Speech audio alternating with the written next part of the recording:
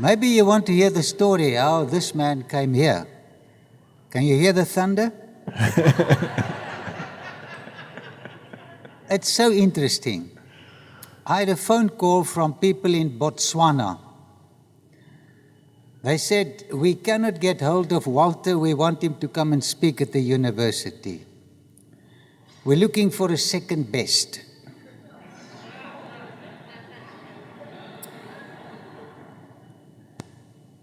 Don't laugh at second bests. So I said, well, I'll try and get hold of him. So they asked me if I cannot get hold of him, would I come? So I contacted his committee. Sonica is the committee. Because he accepts 10 appointments for the same week. And it's a big mix-up when everybody wants him there. And so she's doing it. So he came up to my place for a little rest. That's really true. I find it very hard to say no. And they always phone me at the most inopportune moment. And then I say, yes, sure, yeah. And then the next thing I know, it's all arranged, and I'm going to the Ukraine and to Australia on the same day. So he reminds me of Jonah. So he came to me for a little rest, a little holiday. How did you enjoy the holiday? I love my holidays with him. He says, we're going on a little holiday. I said, please don't invite me for a holiday. I'm coming to work. Because his holidays are a nightmare. You get off the plane, you end up in a hall, and you don't come out until you go onto the plane again. So I don't want these holidays. I want to work next time. Anyway, we went to Botswana. But while he was with me on this holiday, he decided not to go to Nineveh. Get the story. So he was going down to his house, 2,000 kilometers away from my place. But you know, the Lord is brilliant. On his way, we were going to drive about 600 k's, and then he would go left and I would go right. He's a wicked man, but he's got good points. So what happened at a certain town? He smashed into the vehicle was standing, and he smashed into it. And his car was a wreck. It wasn't standing. I was driving along quite merrily, and I really was in big stress because I had to go to Canada to do recordings, and this man was occupying all my vacation time.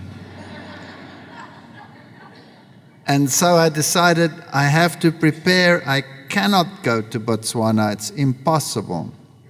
And I was driving behind this vehicle, and he was behind me. And there was an African car in front of me. Have you ever seen an African car?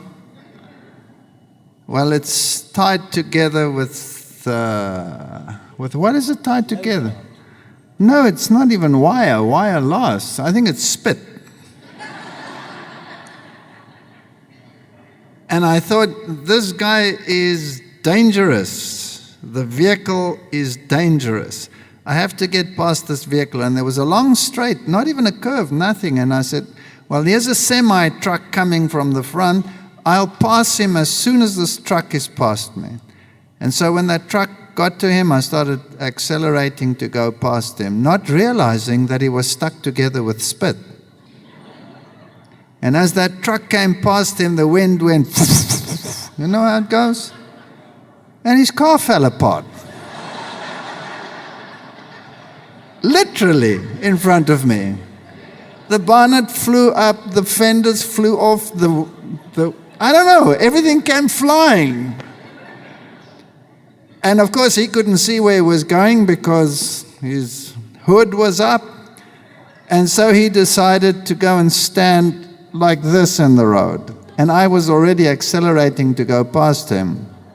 And the truck was next to me. I couldn't go to the right. There was a big ravine on the left. So I decided to pay him a visit. So that's where Jonah was spit out by the fish. And he had to go to Botswana. And the doctor there was so impressed with Walter that he told Ray Clutie, get this man Walter to come here. No, he said, you too. Something like that. And I got a phone call from Ray. Where's Ray and Mark or Luke? Would you like to fill in here, Ray? Okay. By the way, he's the exact same image of Pharaoh, the Tutmosis III, the slave driver. I'm not going to go on holiday with him either. And you know, Ray phoned me one morning. He said, I want you to come to Loma Linda. I want Walter to come. They usually work through me to get to him. Anyway, this is how we are here. And this is wonderful. We've been working together about 25 years. The two funniest people you've ever met. As you've seen, what a contrast. But you know, we love the Lord and we want the third angel's message to be proclaimed. He's doing it from an intellectual corner approach. And I use the simple excavations. We put it together and there's a buyer for every product. I love you people. Thank you for your kindness, accepting foreigners. Wil jy vertel van die begin of nie? Wat het begin? How we met. Yes, why not? And how everybody just loved it that we worked together. Yeah, I met him at Stellenbosch. But you know, when tires are pumped, what do you call it? We call it bars. 2.2 bars, or do you call it you know bars? PSI. Pounds per square inch. Okay. And I realized that this man's tires were pumped too hard. It was bumpy. And I asked the Lord to just get that tires a little down. And well, I pushed him, not that I like to do it, to come and work with me. And the Lord opened the way and we worked together. But you know, not everybody likes Walter. And they said to me, this man that's now working with you, don't do this and don't do that, and, you know, keep a low profile with this man.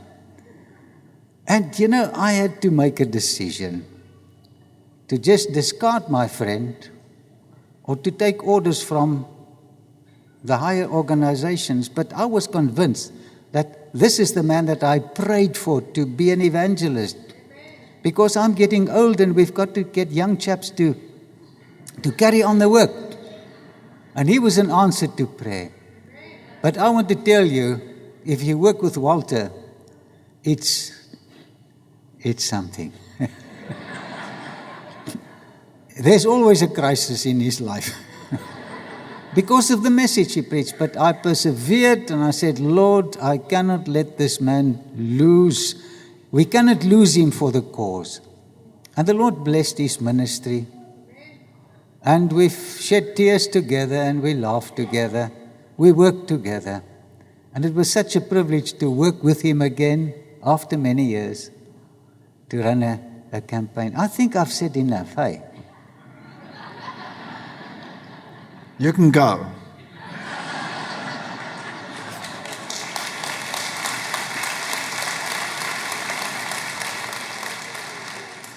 There was a young man who spent a long time visiting us and living in our home. And there were a lot of young people that always came to our house was chaotic. Chaotic. Once you become part of this church, life just becomes chaotic. And this young man then emigrated to the United States of America. And then he became a psychiatrist. And I think our church needs psychiatrists. Because the message creates so many problems that we develop unstable minds. And so I want to call this young psychiatrist to come to the front. I don't know what his name is. It used to be something, and then it changed to something else, and now it's both. As long as you call me up, Walter, that's fine. And whatever you call me. We used to call him Deju. But then it became Joshua, but now it's Joshua Deju. That's right. Joshua Deju. Nobody can pronounce Deju, so we just go with my middle name, which is Joshua. I asked him to read some things, a psychiatric message for this church. Tell them what you were trained for in this country. There's a lot of people out here, Walter. You said there were just going to be Read. a few. Keep quiet. That's what happens when you live in his house. So, brothers and sisters, good morning. The sure word of prophecy is the foundation of Adventism, Ellen White says. And in counsels to writers and editors, she says, we are to repeat the words of the pioneers in our work.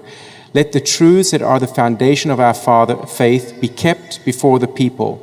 We are now to understand what the pillars of our faith are, the truths that have made us the people that we are, leading us step by step. The great waymarks of truth showing us our bearing in prophetic history are to be carefully guarded, lest they be torn down and replaced by theories that will bring confusion rather than light. Regarding the third angel's message, the power which so mightily stirred the people in the 1844 movement will again be revealed. The third angel's message will again go forward, not in whispered tones, but with a loud voice, that the light of the present truth will be seen flashing everywhere. Amen.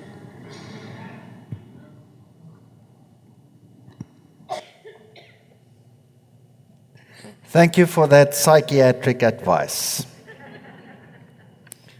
Isn't that what we need?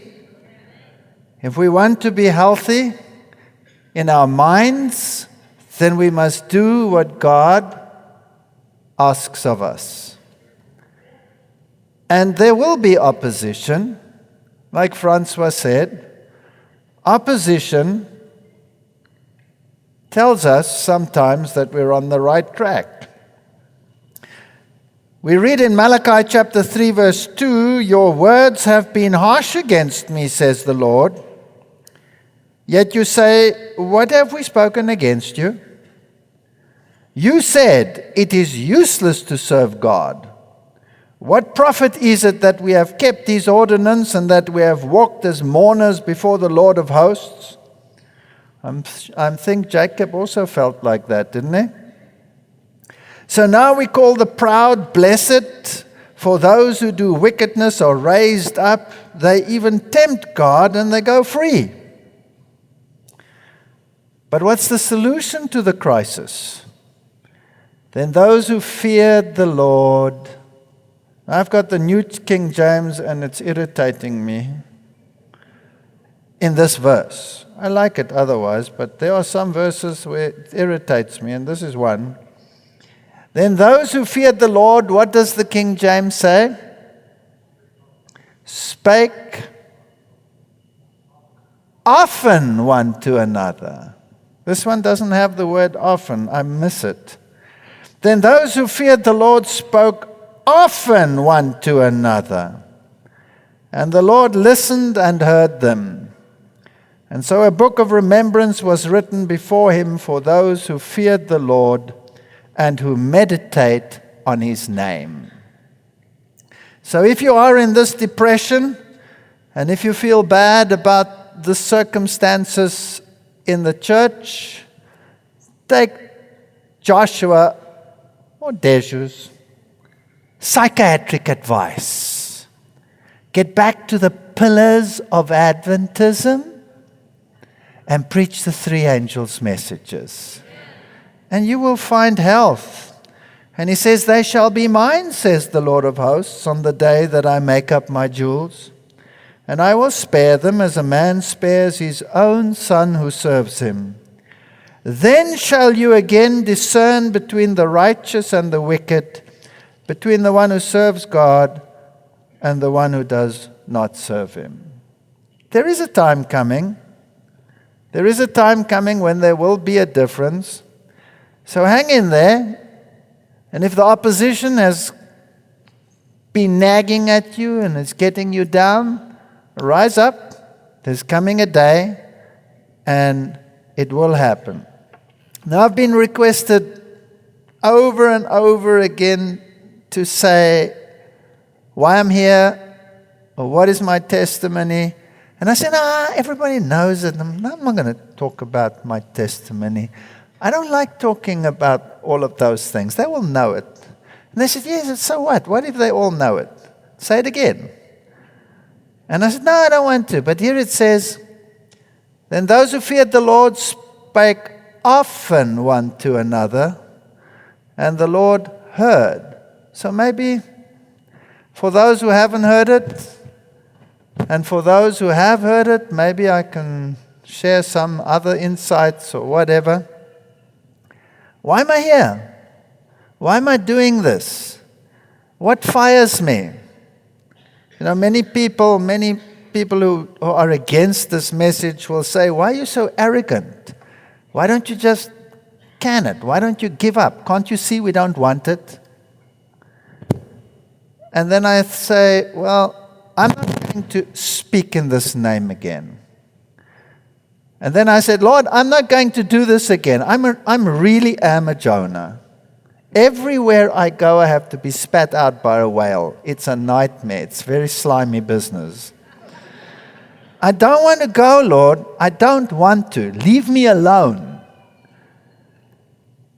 And then I go onto my mountain and I walk and I talk to God. And if He doesn't use me for 2 days, I freak. And I say, what's the matter? Are you not going to use me anymore? You said you didn't want to. Yes, but I didn't mean it. And then off I go again. And I said, no, I really mean it. I'm not going to do this again. You know, everywhere I went in the beginning of my ministry, there was always a letter preceding me. Don't let this man talk. If I've had experiences. I've had whole conferences forbid the members to come and listen.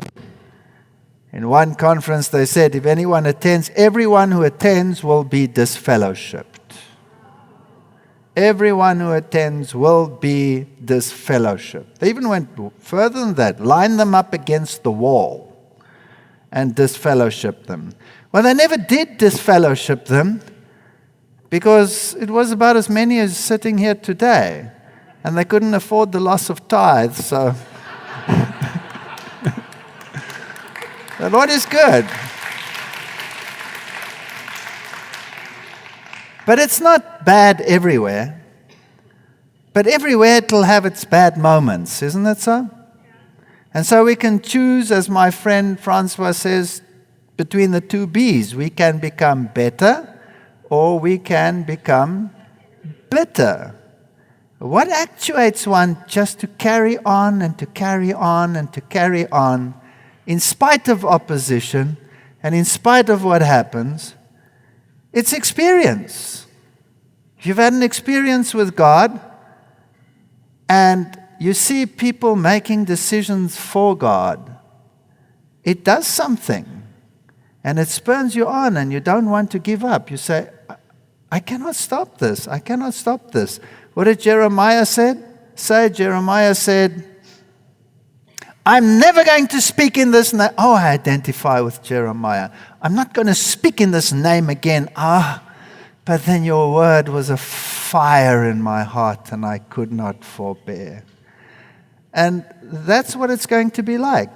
It's not going to be easy. It's going to be tough. Now, I don't base my faith on experience. I base my faith on the Word of God. But that doesn't mean that God doesn't give one experience, isn't that so? Because He's kind and He's generous and He's long-suffering.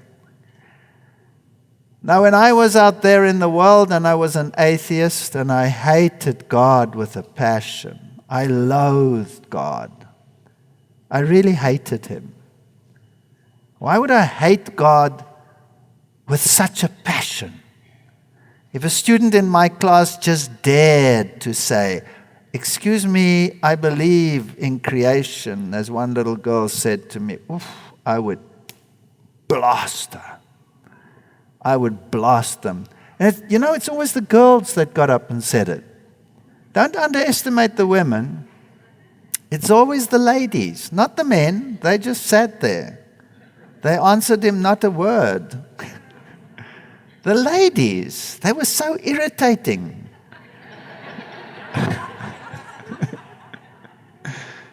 Yes, and why did I hate God? Because you know the story. My mother was Lutheran. I was raised Catholic, and my mother got sick when I was 8, and she died when I was 12. And for 4 years, I was told every day in religious instruction that my mother was going to roast in hell forever and ever and ever because she was a Lutheran and not a Catholic. And so I hated not the instructor. Well, I hated the instructor too. In fact, I actually took the catechism and threw it at her. I paid dearly for that. I had to sit outside. I was in a Lutheran school with a Catholic instruction. And the headmaster would always say, "What you doing out there?" And I say that, how do you say it nicely? That female dog threw me out. Now, you're not allowed to say that when you're 8 or 9 years old. Then you were modified on the posterior. So I got very used to being modified. But I was bitter, and I hated this God. This God who would be such an obnoxious being that he would roast someone forever and ever and ever who was dear to me. And so I rejected him. And I threw religion out. And when I became a scientist and an evolutionist, this was the feeling in my heart. So I was not an atheist because of what the Word says. I was an atheist because of what theology says. Beware of the theologians. Beware of the scribes. They will travel from east to west to gain one convert and make him twice the child of hell that he was before. Not my words, God's words. So yes, I was an atheist. And I met my dear wife through her brother. And that family was weird. The father was into Spiritism. The mother was more into atheism. Highly educated people, professors, and highly educated. And so I kicked him out as a roommate and eventually took her in as a roommate. She's much nicer than he was. And so we became a couple, and we were atheists. But my father-in-law was a brilliant man. He was such fun to be with. He was such a nice person. Don't think spiritists and occultists are unpleasant, evil people. He was a pleasure to be with. And he was so educated, and he could talk on so many issues, and he knew all the religions. He'd probably read this Bible 40 times, but misappropriated it. Trained me in all kinds of occult techniques. I could do out-of-body experiences, all kinds of amazing things that we as Adventists don't even dream of as being possible. But of course, these are hypnotic implants because you've placed yourself under another power. And so these are not just conjectures, they're real, they actually happen. And my wife would say, "What's the child doing next door?" And I would say, "I'm too tired to get up. I'm going to oob, have an out-of-body experience." And then go and tell her exactly what the child was doing, how it was lying, and where the bottle was, and where this was, and everything, without leaving the bed. Of course, that's a hypnotic implant. It's not a real occurrence. And so the esoteric world became real to us. My wife grew up in a home where walking sticks rattled and where chairs had an indentation and apparitions were breathing in chairs that you couldn't see. And she grew up with this as normal. This wasn't normal to me, though. I was just plain atheist, which means you believe anything, not nothing. And this is how it all began. And then when our youngest child was about to be born, my wife got very ill, and she nearly died in this pregnancy, and they were urging us to do an abortion to save her life. But somehow we refused to do an abortion. And they didn't have scanners in those days like they have today. There was one somewhere, I still remember taking her in this vehicle and carrying her in and having the scans done, and he was alive and well and sucking his thumb, and we just couldn't abort him. And when he was born, eventually, he was a miserable child. Miserable beyond comprehension. He would scream and huddle up, and you had to wrap him up and try and feed him. My wife was very busy with this child. Her whole life became wrapped up in this child. And then I had a number of strange occurrences. And that was, I woke up at 2 o'clock in the morning, and I had this dream that I was being strangled and murdered. And I'd wake up in the sweat, and then the child would scream as though he were being slaughtered. And we'd run and pick him up, and he'd get this terrible fever and fever cramps. We'd rush him to hospital, and they would battle to save this child's life. On some occasions, when this happened again and again, every time at exactly the same time of night, I was so scared of 2 o'clock in the morning. Every time the same thing. Sometimes he would stop breathing before we got him to the hospital, and they would battle to resuscitate him and get him back to life. Now, if this happens once or twice, it's pure chance. But if it happens over and over and over and over again, I don't even know how many times it happened. Then you start saying, this is not chance. This is something supernatural. My father-in-law did everything in his power to ban these evil spirits. He did his pentagram signs in the corners, and he brought his paraphernalia. But nothing happened. Nothing helped. And then, when I was sitting in that hospital, we used to take turns, my wife and I, and we used to watch this little child. And that night at 2 o'clock, he was lying there in his little cool tent in the hospital full of drips and infusions. At 2 o'clock, he went into this cramped situation. And he nearly died that night, and all these tubes tore out, and there was blood all over the place. And I said, that's it. I've had enough. I need help. The occult world is doing nothing. There's no such thing as prayer. I don't know God. But I did know one thing, and that was that the Roman Catholic Church was known for its exorcism. You know, the exorcist and all those things? And so I said to myself, atheist or no atheist, I'm going to the Catholic Church. And I went to the Catholic Church, and I came there, and the priest said, no. I said, I have a problem in my home. Can you help me? He says, what nature? I said, there are strange things happening. He said, no, I don't want to know anything about you, about this. Give me your phone number. We'll call you. And I went. That's all.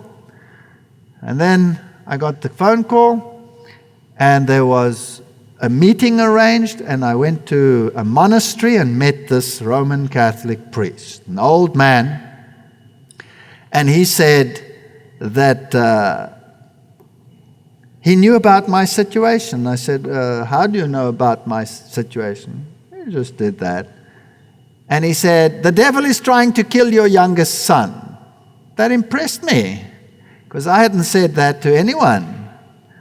And then he said, I've known about it for 2 weeks. I said, that's impossible. This is since yesterday that we're talking about these things. He says, no, for 2 weeks I've known about this. And he even showed me a letter that he had permission from the bishop to do a mass in my house before I even went to them. It had been signed. That was very impressive.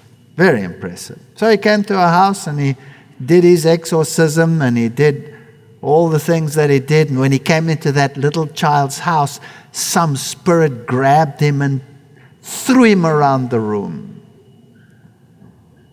And I thought he was going to die.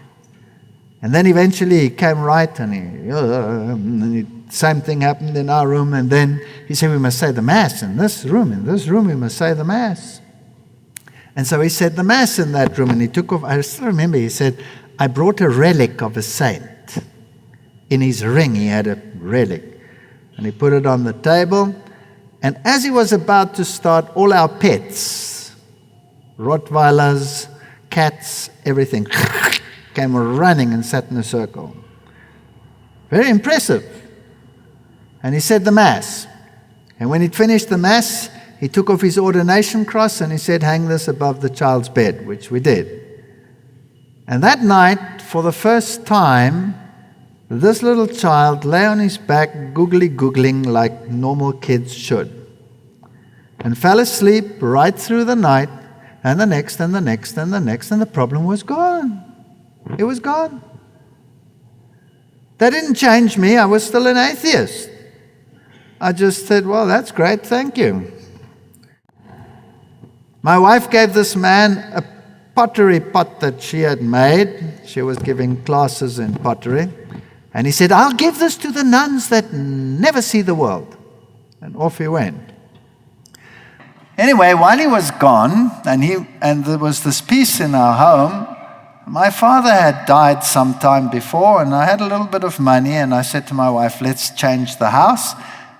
And let's give you a nice new kitchen. And being German, I took a sledgehammer and demolished the old one. Much to her dismay, she had to cook outside in the garage on a little gas burner until this new kitchen should arrive. And the man who was supposed to put in the new kitchen was a German carpenter. And he came to our house and he said, by the way, before I start putting in this new kitchen, I just want to tell you that I walk with the Lord. Can I tell you something about the Lord? Whew, my old animosity rose like a mushroom. And I said to him, you know what? You can keep your God, and you can walk with your God. I want a kitchen. So he was a little bit taken aback, but he had the guts to give me a pamphlet. And I thought, oh, another one of these Jesus freaks. And I took the pamphlet and I wanted to throw away, but he was standing there. So I went to the lounge and I shoved it in a drawer and I closed it. And he never spoke about it again. I don't think he dared. And then life went on as usual. A month went by, 2 months went by, 3 months went by, perfect peace in my house. And then my conscience started talking to me. And I said to myself, you're a hypocrite. You say you're an atheist.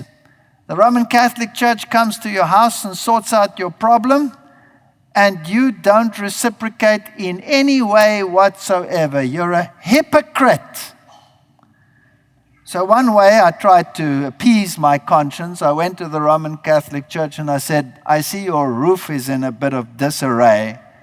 Can I pay to have it fixed for you?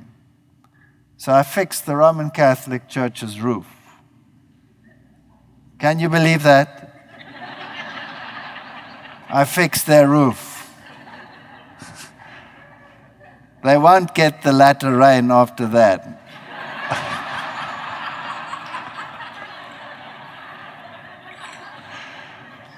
But then my conscience carried on working in me, and so I went back to church. And believe it or not, became a practicing Catholic with everything that it entails, everything. And I spoke with the priest about evolution. There was no problem. Evolution, of course, that's a fact. We all know evolution happened, so I had no problem with that. So this was an arrangement. And then that fateful day, this was about a year after the exorcism, when I stood in that medical class and I was describing the functions of the kidneys to the medical students. But in the process, I did the whole evolution of the kidney from its first simple stages all the way through to the fantastic kidney we have. And this young girl again got up in my class and said, "Excuse me, I don't believe what you are saying. I believe God created that kidney." I lambasted her. I ridiculed her. That class was laughing. And she sat down and cried. It was only when, Sonika? When did I discover who she was? How long ago? When did we discover who she was? Was it a year ago or a year and a half ago?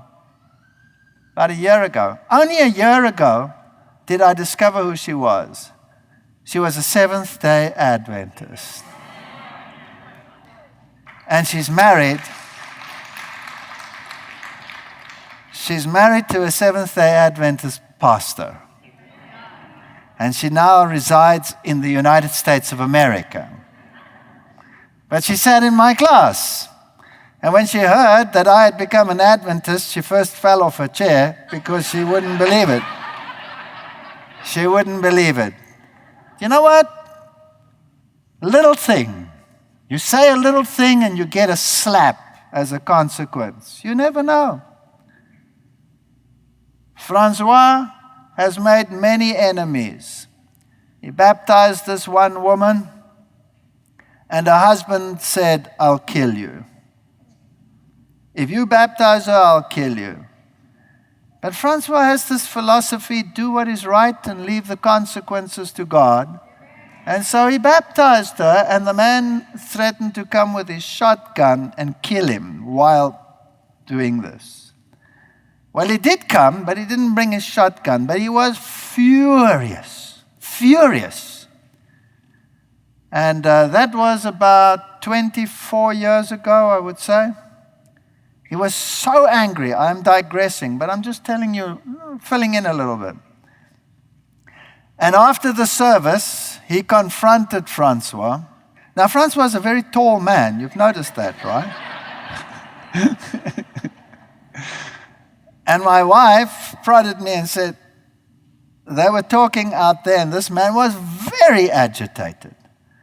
And so I saw, ooh, here's trouble. So I ran out there, and just as I got there, I stepped between him and Francois, but his hand was already back to take the punch. And fortunately, he was aiming at Francois' face.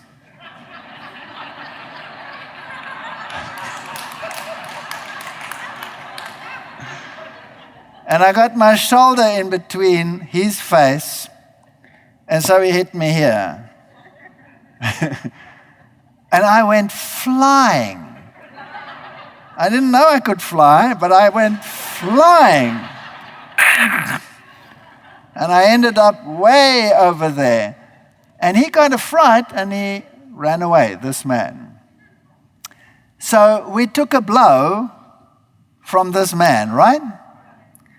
And for the next 24 years, this man made his wife's life hell on earth. And she stuck it out and went to church. And he would be impossible. Nobody was allowed near him.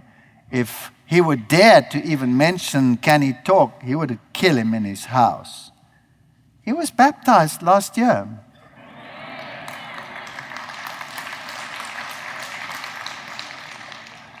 So take a blow every now and then. Do you get the message? Take a blow every now and then, but stand up for the Lord. When I got back to my office after doing this to this young girl, I sat down there pretty chuffed with myself for a while until that little voice kicked in. And the little voice said, you know what, you're a hypocrite. You go to church, and here is someone, they say they believe in God, and you treat them like they're dogs. What does a good Catholic do when he thinks he's overstepped the line? Goes to confession. So off I decided, all right, I'll go to confession, but it was a bad time. It was lunchtime, and the priest wasn't there. So I knocked. I'm a very persistent man. I'm a German. I went and knocked at the nuns' quarters, and I said, where's this priest? This is very inconvenient that he's not here. I want him right now. And they said, no, he's gone. He's gone shopping, but he should be back within 15 minutes, half an hour. Why don't you sit and wait? So I went and waited in the church. And the little red light was burning, which means the consecrated host is there. And so I started speaking to God. But as I spoke to him, I realized I'm speaking to the consecrated host, the Corpus Christi, the body of Christ. That means he's dead. He's not alive. It's just a host. And I received no feedback. And I was irritated because the priest wasn't coming. And my whole religious experience went through. And I had this burden and I wanted to get rid of it. And the priest wasn't coming. I couldn't get rid of the burden. And I couldn't offload it on God because he was dead. This is what I'm thinking. And so I'm thinking by myself, now, what do I do in this church? I come to this church. When the bell rings, I go down. The priest says, and the Lord be with you. And then we sing, and with you. And then the whole congregation goes, amen. Every single time. I'm not mocking. This is reality. This is what happens in the Roman Catholic Church. And the bell rings and you go on your knees. And the bell rings and you get up. And you say, Hail Mary, full of grace, the Lord is with you. You know, I've said it already. I can say it very fast. And you say those and you go this and you do that. And I said, this must be terribly boring to God. He hears the same thing over and over and over. Is there no communication? Is there no relationship? What is this? And I thought to myself, you know what? You're an idiot. You've been duped again into some religiosity, and this is all a lot of hocus pocus rubbish. And I was angry, and the priest didn't come, so I said a terrible thing. I made a terrible mistake. No, it wasn't a mistake. It was the best thing I ever did. But at the time, it seemed like a mistake. I said, if you exist, reveal yourself to me. But I'm out of here. I'm going back to my atheism. This is the last time I put my foot in a church. And I walked out in a huff. Anyway, wow, I better speed up quickly. What happened then was I came home and I was looking for something and I said to my wife, where is it? And she said, top drawer, left hand. I opened it up, took it out, whatever I was looking for, and my eye fell on this pamphlet, and the pamphlet said the commandments of God had been changed. And that's where it all started. And I looked at it, and I asked her if we have a Bible, and we don't have a Bible. And then I remembered a box an old lady had given me, and I looked in there, and there was a Bible, and I compared it, and yes, it was right. And I fetched that carpenter to my house, and we went through Revelation, and we went through Daniel, and he showed me the little horn, and he showed me all of these things, and my eyes went blurr.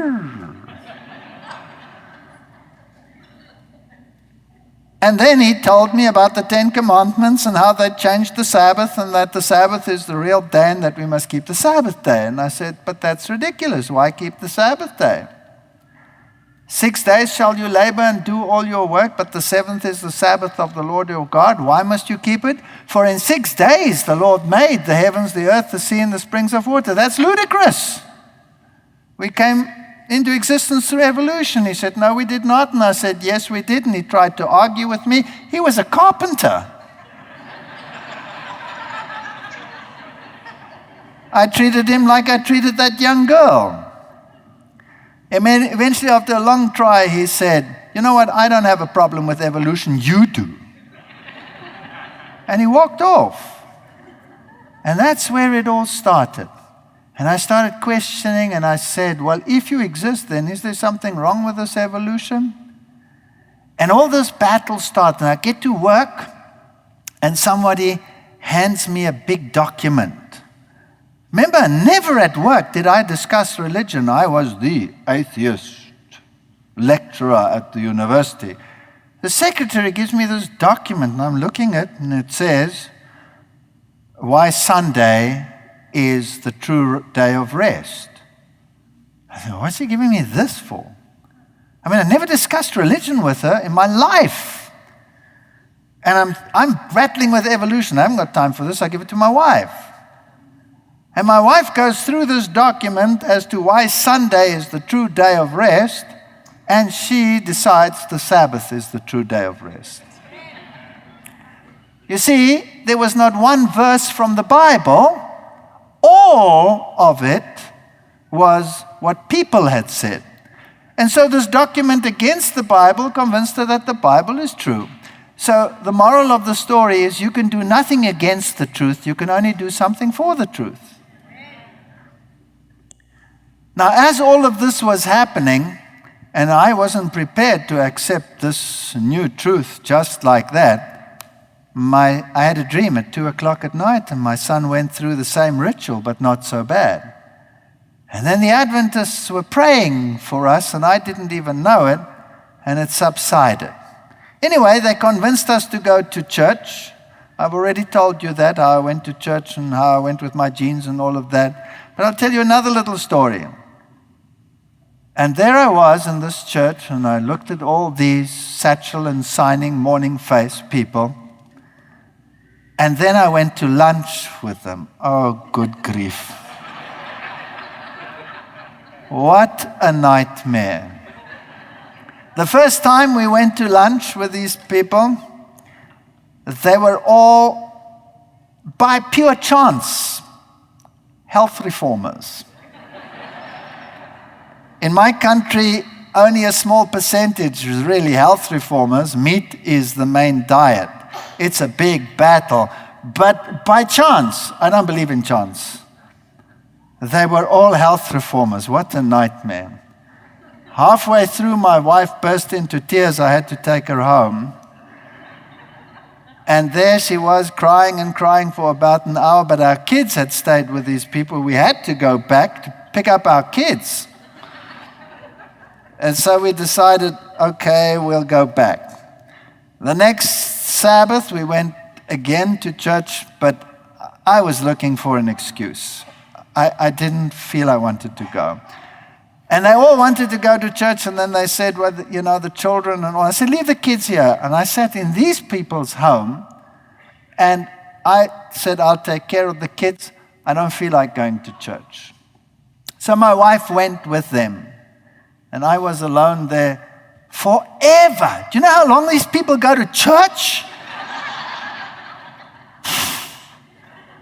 20 minutes. I mean, when I was a Roman Catholic, 20 minutes, tops, 10 minutes sometimes. You go to Mass. Out of there. What is this nonsense? They start at 9 o'clock and they come out at 1 o'clock and then they go back. This is ludicrous. So I had lots of time, and I was reading the book of Job, going through the book of Job. And as I was reading the book of Job, I read there, now this really happened. It really happened. I was reading the book of Job, and it says, and God permitted Satan to touch Job, and Job broke out in sores. And I read this, and I closed it, and I threw the Bible down, and I said, you know, what a load of rubbish. What a load of rubbish. Here I am again sitting in some religious sect that munches carrot leaves from morning till night. My wife is stuck there in church forever, and here they say Satan caused sores. This is rubbish. Sores are caused by infections. It's a bacterial infection. You have cut yourself, hurt yourself, and you got infected, and maybe a streptococcus, staphylococcus, or whatever that's stuck in there. You need an antibiotic, but this is rubbish. Satan doesn't touch you and you break out in boils. So I started reading again, and the more I read it, the more irritated I got with a supernatural story. I mean, for a scientist, would you agree it's pathetic? And so I got angry and I got agitated, and I was looking at my watch. When is this wife of mine coming out of that church? I want to go home. I want to give up this nonsense. I'm going back to my normal lifestyle. This is a waste of time. And then I read again, and I was still irritated with this, and I was aware of a pain.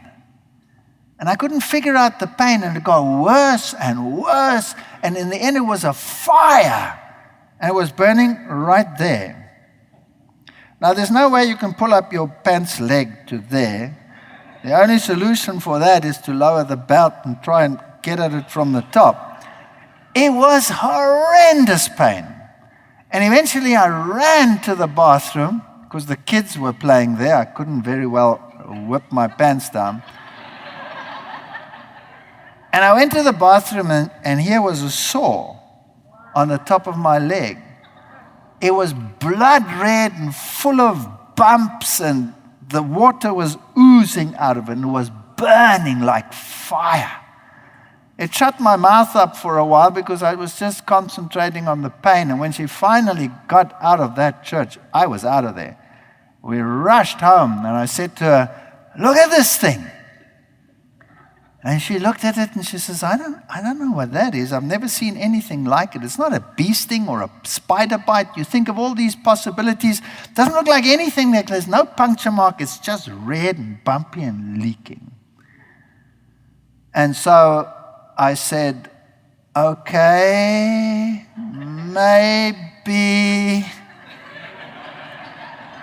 maybe there's something after all.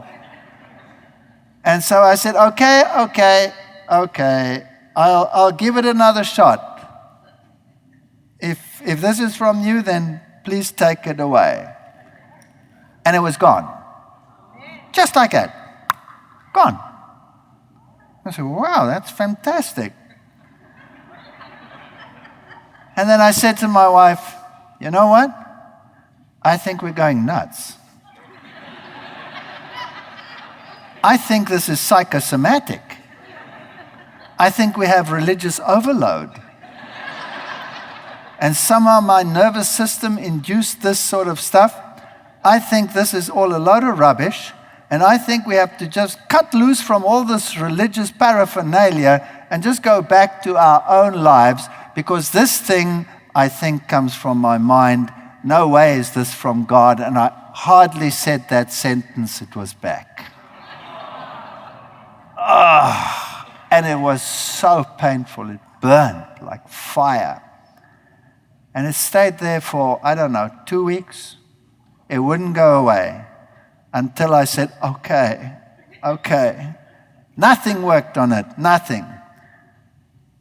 Now, that's a supernatural experience. It's not one that defines my religion, but it's something that jerked me into reality. The bottom line is, we lost everything when I became a Seventh-day Adventist.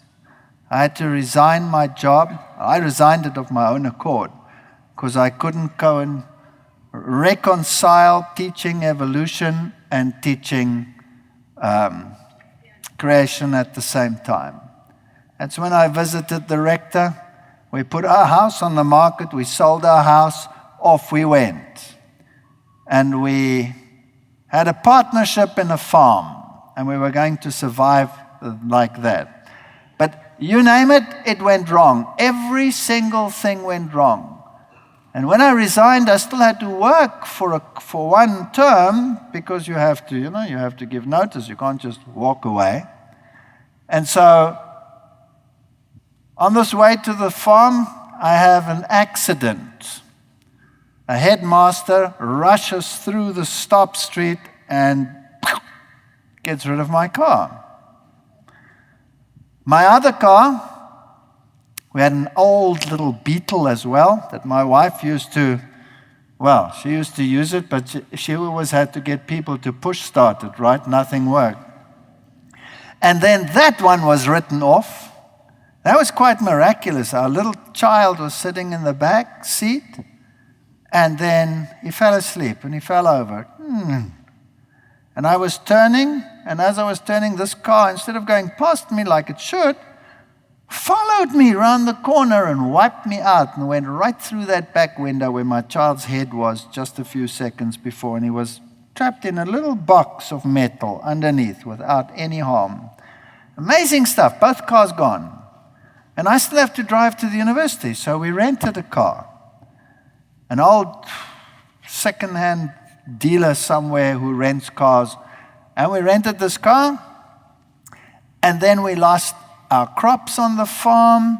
Then the partners ran away. Oh, it was a nightmare. I went into debt like you cannot believe it.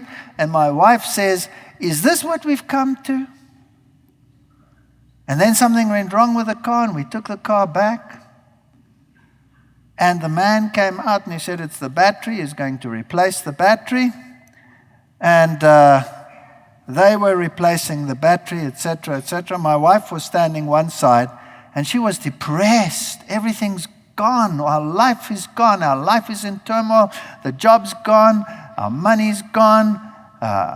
People have left us when they should have stayed with us. Is this from God? Is this the truth? This cannot be the truth. And this man comes up to her and he says to her, "Your husband has a powerful weapon in his car." And my wife says, "No, he doesn't carry a weapon."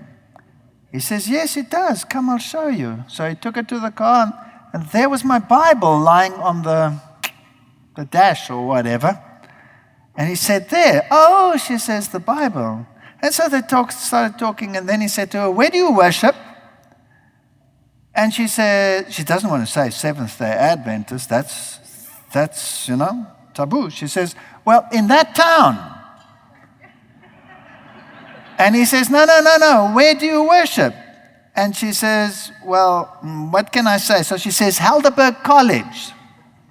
That's like saying Loma Linda University, Heidelberg College. He says, No, I don't want to know that. "What denomination? Where do you worship?" And she also heard the cock crow, and so she said to him, "The Seventh-day Adventists." And he took a step back and he pointed at her and he said, "They have the truth after all." That's fascinating. Why would he say that? In Afrikaans he said, "Hulle het tog die waarheid," which means they have the truth after all. And by that time, everything was finished, and we got into our car and we drove off, and she told me, "I just had an amazing experience." I said, "What happened?" She said, the man who helped the man put in the battery, the one who had the overall on, while you were inside doing the paperwork, he had a chat to me, the one who put the battery into the car, the one with the overall. I said, "What do you mean, the one with the overall?" She said, "The one who helped the one who's working there." And I said, "Which one that helped the one?" "There was only one." She says, "No, there were two." I said, "No, there was one." She says, "There were two." I said, "No, there weren't two. There was one." "What did he do? What did he say?" So he said, "Hulle het tog die waarheid." They have the truth after all. I said, "Well, then he must be an Adventist if he says that the Adventists have the truth. Isn't that so?" So we'll go back and we'll ask him, because she always argues with me. So we turned the car around and we drove back. And he wasn't there, so we went inside to the man who helped me. And I said, "Excuse me, where's your worker, the one with the blue overall?" He says, "What?" "There's nobody else here but me." And so I think God takes situations into his hands, and he gives you what you need when you need it. You will always have a hook to hang your doubt on, but you can choose to believe him too. Anyway, long story short, I got reappointed at another university. Within 3 years, I was professor of that university. And I could actually teach from my conviction. Not teach creation, but I didn't have to do anything in an evolutionary paradigm. And God blessed me. But I had huge opposition. 3 commissions of inquiry against me because they claimed you cannot be a true scientist and believe in God at the same time. In one case, when there was this inquiry, the man who was supposed to accuse me, on his way to the accusation, he fell over and collapsed. And all his accusations were proven wrong. And the next day he was back at work, and the commission was gone, having exonerated me, and they knew not what was wrong with him. They couldn't find anything wrong with him. You know what? Little things. God is amazing. And that man over there, that little man, I call him the pain in the neck. Woof. He is tenacious. He doesn't give up. He drags you into this world, and he put me on the stage at my old alma mater, and they shouted and screamed at me. And then he left me. He went 1,000 miles away and left me all to myself. And I was asked to give more lectures, and I had nothing. He used to give the spiritual ones. I used to give the science one. Now he's gone. And so God forced me to develop my own series. There were no computers in those days, and I was totally bankrupt. I paid the debt of other Adventists for 15 years. 15 years. We had hardly anything to eat. I've been invited to go overseas and do this, and I haven't got any money. I've got nothing. We're struggling. And I have to make these slides. So I went and bought film that was past its expiry date. And I made my own rolls of film in the dark room, and I started taking pictures of whatever I was lecturing on. And then I would give the lecture that evening after university time, and I was thinking, how am I going to feed my family? I've just spent my money on all these films. And somebody would come to me and say, here's something for you. And it would be exactly the amount that I'd just paid on those films. God never let me pay for anything in his work. I would have to supply it and he'd give it back. Supply it and he'd give it back. And little things all along the line, giving you confidence. And then the very first meeting, where I was invited overseas, I was invited to give a talk or lecture series, my first big series was in Vancouver. And there I went, and as usual, the letters preceded me, don't let this man talk, don't let him do this, and he will preach vegan lifestyle, that's from the devil, he'll preach this, he'll preach that, he'll preach that, don't let him speak. So I get overseas and I get this cold shoulder. Nobody. You're all alone, except the people that I didn't know who had invited me to give the talk. Double sessions, 1,260 people, Massey Hall Theatre, Vancouver. Double sessions. Now I'm giving the first session, I'm giving the lectures on the Antichrist. You know, like the pioneers gave it, where you say the Antichrist is the Pope? You know, like they did it in the old days? And after the first lecture, this crowd is highly antagonistic. They come rushing forward and they want to sort me out right here on the stage, here in the front, and there was no way out. And I was all alone, I had no help. And I'm saying, God, what am I going to do? Help me here. I'm in big trouble. And there was a little boy with Down syndrome.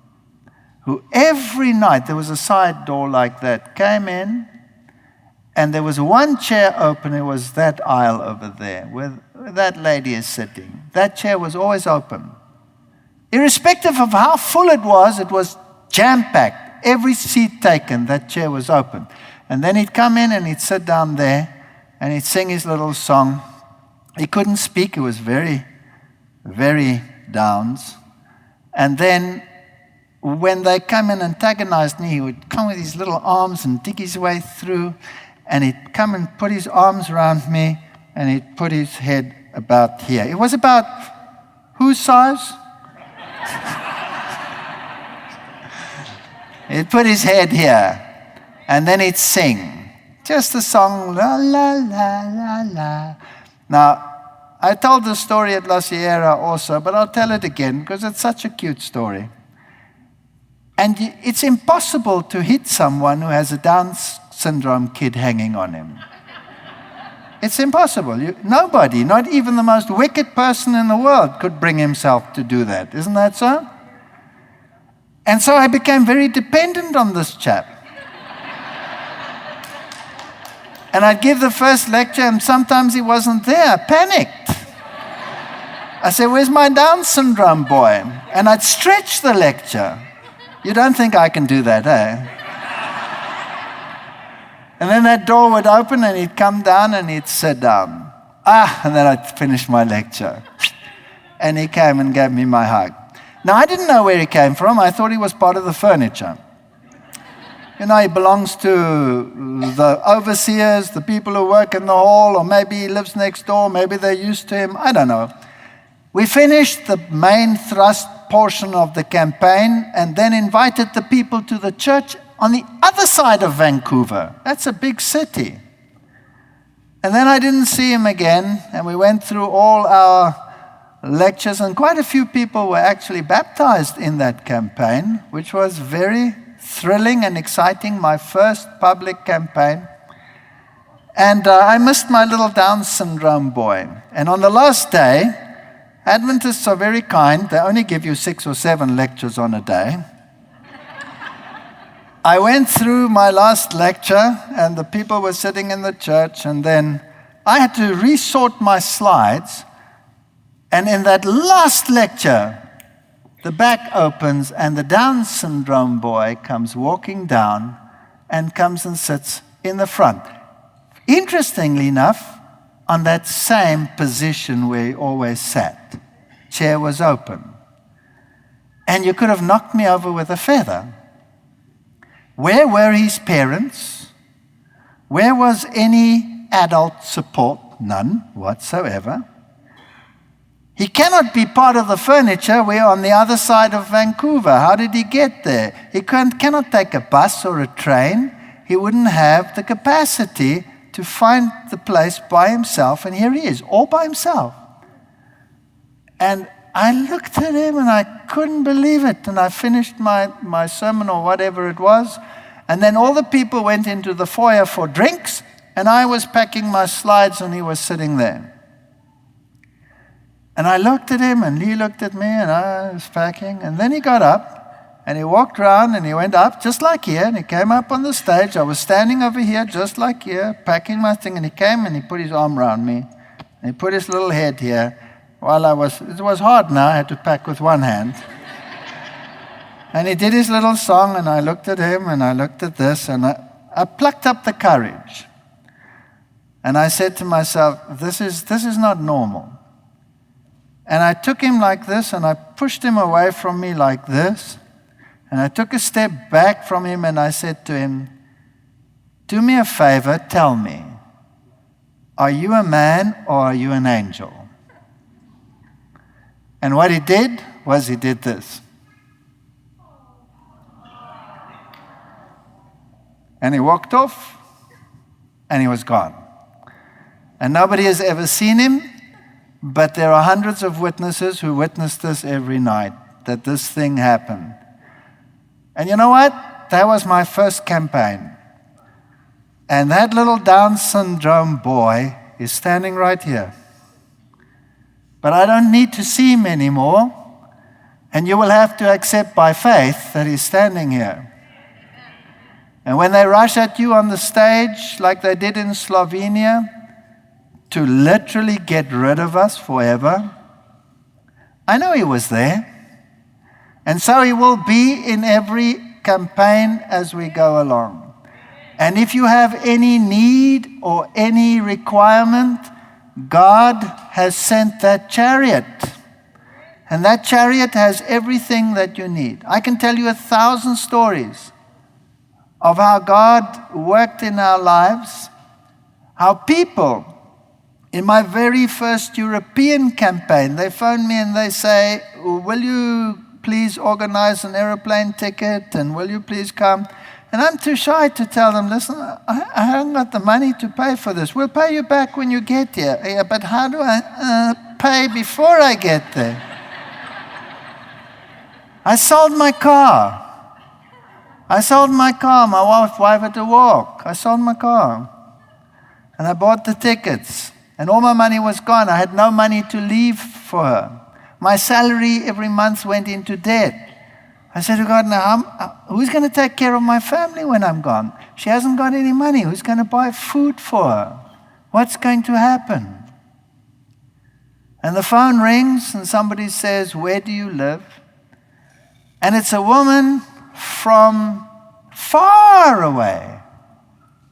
And she said she had a dream. Doesn't know me from a bar of soap. Where do you stay?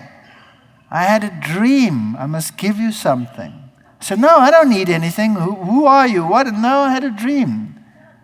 And she sends her son over, gives us an envelope. And it's enough money to take care of my wife for that week. These are the little things. We've sat around a table with no food on it, saying, with our kids with goggle eyes like this, saying, Lord, thank you for what we are about to receive. And then the phone rings, and the person says, have you been to your front door? And we go to the front door, and there's a basket with food. We went in and put it on the table. Can you imagine what that does to a kid? And what it does to you? Don't underestimate our God. These things are far apart, but little incidences. I'm on my way to there, and God says, no, even if I take your car away, you're not going there, you're going over there. And then you end up over there, and in the end you end up over here as a consequence of being over there where you thought you weren't going. Isn't that so? And you can say it's chance. Or you could, by the eyes of faith, see the hand of God working behind the scenes. And that's your choice. That's your choice. And I want to encourage you. We are on the threshold of going home. The chariot in heaven is being prepared. The angels are using the shining polish. And that wagon is on its way. Don't lose your faith now. Don't let go of the third angel's message, the three angels' messages, as Joshua read to us. That message will not decline, it will increase. And don't let yourself be duped into giving up because someone gives you a blow on the shoulder or a harsh word. We're here because it is the Lord's business. Amen.